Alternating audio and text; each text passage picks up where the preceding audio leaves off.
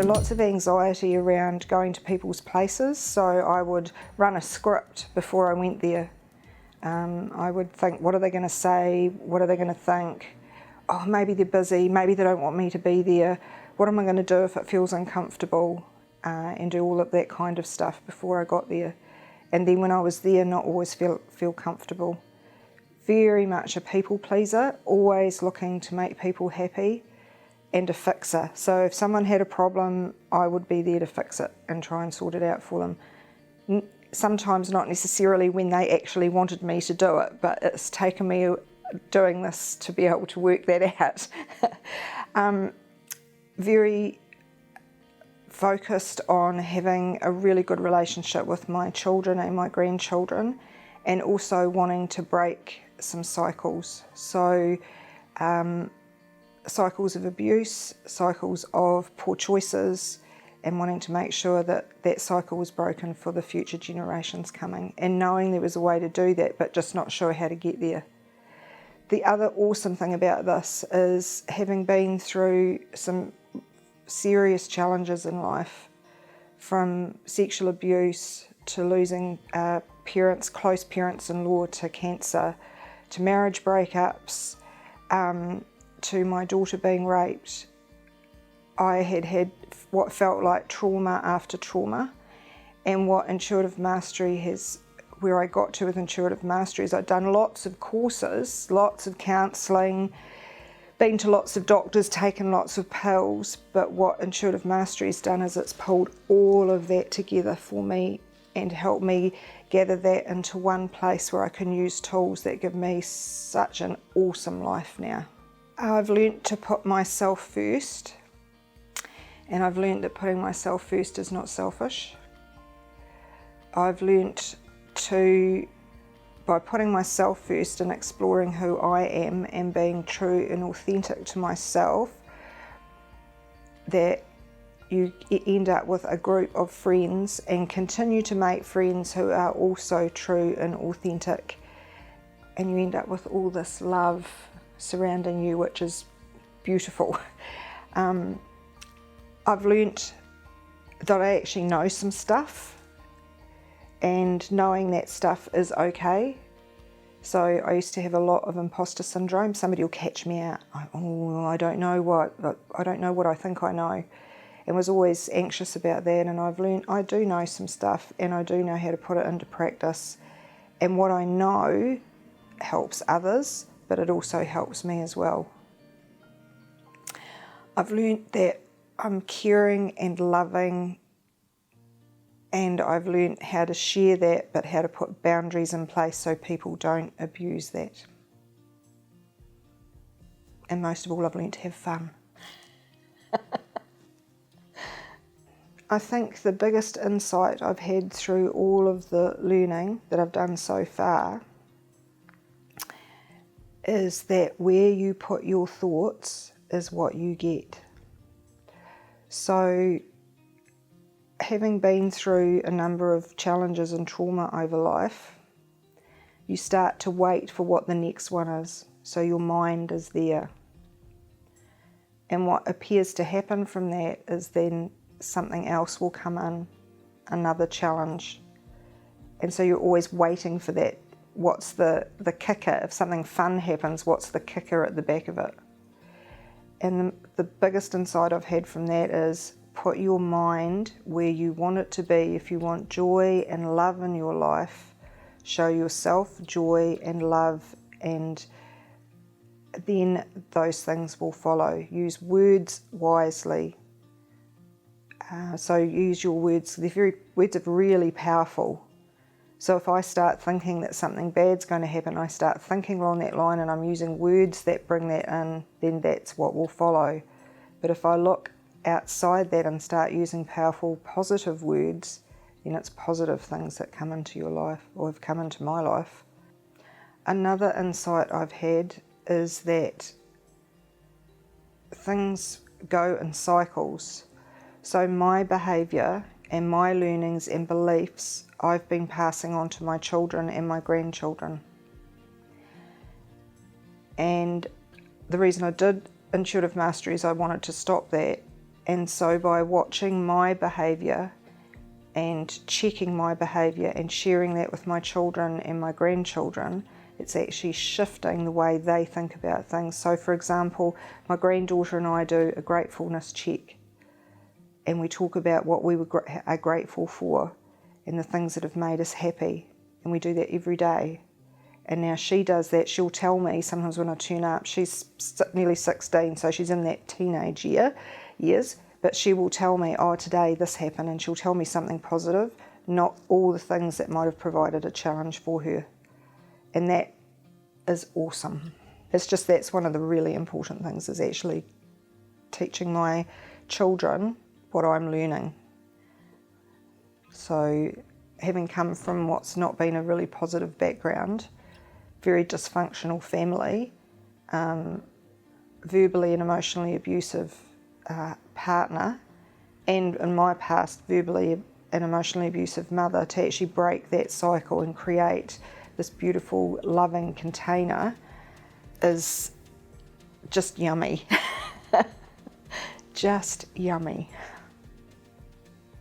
I think the thing that I am so in awe of manifesting is, it's not something in the frame of money or anything like that. It is manifesting amazing relationships where I can just be me, where I don't feel like I have to be anything else but me. I can be happy or sad or talk about whatever I want to talk about. I'm not thinking about what I'm going to say. I'm not running the scripts I talked about before. I'm just being me. And for me, that I can't put a value on that financially. It is beautiful, and it fills my heart up to be able to say that. I always felt as a child like I didn't fit, and to fit I needed to be somebody else, and to have reached a point where I don't need to do that anymore is beautiful. Absolutely beautiful. I just recently attended the funeral of a close friend, amazing woman who had created her own funeral ceremony because she knew that she was going to pass away. It was really beautiful. Painful because it's losing someone you love, but knowing what I know now, I know that she's happily transitioned to the other side and she's with her mum and dad, so that's really beautiful. At the funeral were some people who in my past have caused quite a bit of challenge around friendships and things that were said that weren't true, etc. And in the past I would have been frozen by them. I wouldn't have known what to do or how to act, so I would have put on my persona and been this cheerful person having a few drinks, etc., but inside have been just frozen in fear of what was going to be said or what was going to happen. It was amazing because they have been extremely nasty to me in the past. They put themselves up as my friends and then behind my back were saying very unkind stuff. And so every time I saw them, there was always this, like, I had this whole not feeling safe thing going on. So to be able to go there and feel safe in myself because of what I've learned from working with Rebecca, that's like just what Rebecca's taught me, has just enabled me to be able to do that. I wouldn't have been able to do that before. I feel really blessed to have met her, to have sat next to her at a health and safety seminar and been drawn to sit next to her and to start a conversation. I know the universe was looking out and saying, here's the person you need to talk to, because what I've learnt is I wouldn't have known unless I'd sat next to her that day. It was meant to be. Thank you, universe. Another area that doing intuitive mastery has really changed for me, I've talked about being able to be myself and be authentic, is in my career. I would have probably in the past, if I was dealing with difficult people or if I saw something I thought the business should be doing, I'd kind of tentatively put it out there, but you know, what would I know, the old imposter syndrome, and I'd just keep it to myself kind of.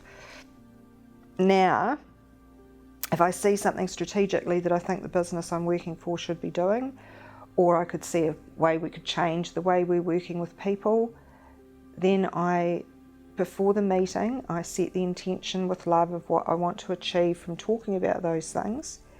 And I prepare really well, so I've got lots of facts as well, because a lot of people like facts, but also put out what the end result could be from making that change.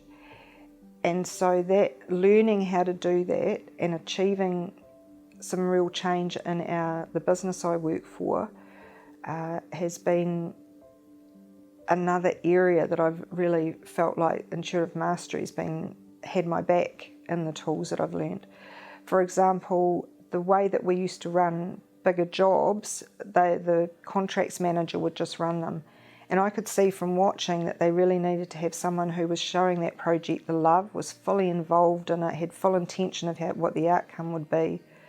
So put that forward to management and showed how that could change the outcome of the project, and went into the meeting with the intention of yes, there would be some pushback from the contracts manager because he may feel a little threatened by it, but pointed out that it would be a joint thing, it would be a team thing, and that we would have to work together, and again said with love and understanding of all the things that he would bring to the table, with the outcome that the next big job that we did, I ran it as a project.